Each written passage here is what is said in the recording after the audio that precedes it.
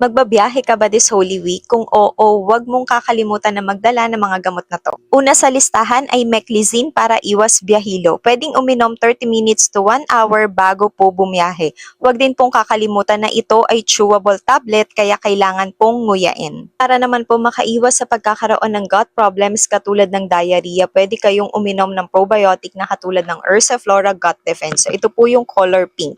So, pwede kayong uminom ng isang vial bago po bumiyahe. Kung makaranas po kayo ng diarrhea habang nasa biyahe, pwede po kayong uminom ng loperamide. So, 2 capsule po ang initial dose, then kada loose stool, uminom po ng isang capsule.